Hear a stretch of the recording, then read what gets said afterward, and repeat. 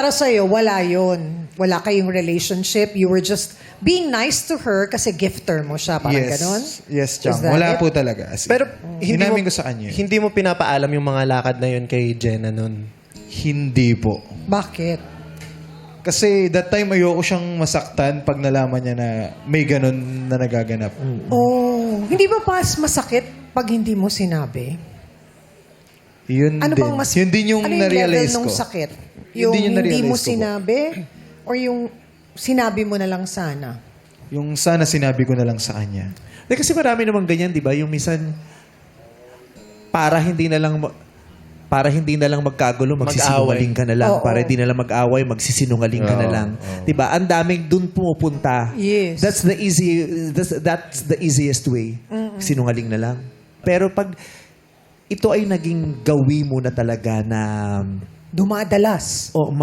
naging lifestyle mo Oo. yung lying, yun na yun. Yung, parang ano yan? Nakakatakot Parang na. corruption, di ba? Small scale, big scale, di ba? Yeah. Yung, pag naging normal na siya sa'yo, palala na siya ng palala. Parang dosage yan eh, di ba? True.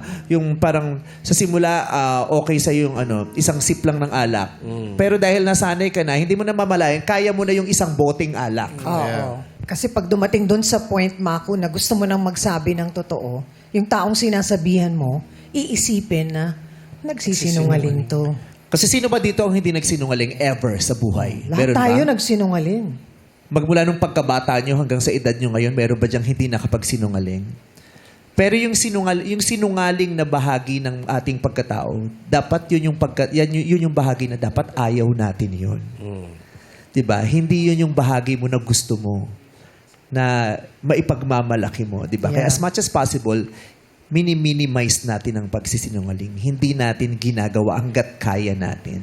True. Yun. So, nagising ka isang araw na, teka, ayoko ng sinungaling.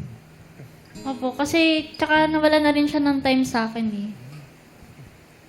Tapos nalaman ko So, pa kung yung... marami pa siyang time sa'yo, pero sinungaling pa rin siya, okay lang, itutuloy mo yan? Hindi po. Okay. Kumbaga, yun po, nagpatong-patong na din kasi lahat eh. Nawalan siya ng time, nagsisinungaling siya. Tapos nalaman ko yung kaya siya nawalan ng time kasi yung other girl na yung lagi niyang kausap. Ayun. So, ayun nga. Kaya, ikaw humiwalay. Apo, ako po yung nakipag... Anong sabi ng ate mo? Ano po, nagalit po. Sa'yo? Sa kanya po. Nagalit. Inaway ka ng ate niya?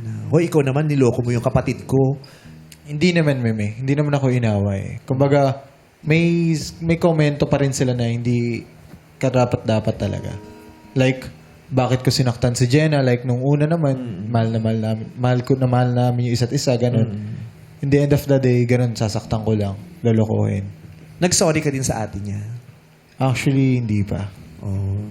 Kasi syempre parang binetray mo din yung ate niya, di ba? Bilang best friend niya, mahal mo din yung mga taong mahal niya dapat eh, di ba? Di ba? Mahalaga din sa'yo yung mga taong mahalaga sa kanya. Eh, nasaktan mo yung kapatid, di ba? Hindi lang naman basta kapitbahay o kaibigan din. Kapatid yun. Parang yung best friend, di ba? Parang ikaw nga yung sinaktan mo yung best friend ko, parang sinaktan mo din ako. Eh, lalo pa yung kapatid mo. Di ba? Yes. Kahit hindi kayo masyadong close ng kapatid mo, ma-hurt ka para sa kapatid mo eh. Yes. Di ba? Nag-sorry ka sa kanya. Yes, Meme. Nag-sorry ako sa kanya. Noong time nagkita pa kami, nung mismong araw na naghiwalay kami. Yun na yun. Correct. So, yun sana mabago mo yun. Hindi ka namin masyadong kilala, so hindi namin alam kung bakit na-develop sa'yo yung ganong gawi. Di ba? Maaring nakikita mo yan lagi, na-experience mo yan lagi, na ginagawa din ng mga taong kinalakhan mo, kaya inakala mo, di ba? Kaya, pero magandang ma-realize mo yung hindi kagandahan sa ugaling yun. At unti-unti mong mabago. And improve yourself. No? Okay, Meme. Kasi minsan, ang magpapaunawa sa'yo yung same experience. Nung Yeah. sakit pala nun. Sa'yo nangyari. Oh. Di ba? Grabe pala yun. Ang lala pala nun. Nagalit ka sa kanya. Opo. Anong level of galit? Parang halos siniraan ko na rin siya. Ganon. Saan? Sa mga ibang friends ko po ganon. Sinasabi mo na ko sinungaling ginaganon mo? Na yun po, sinungaling, tapos nag-cheat siya.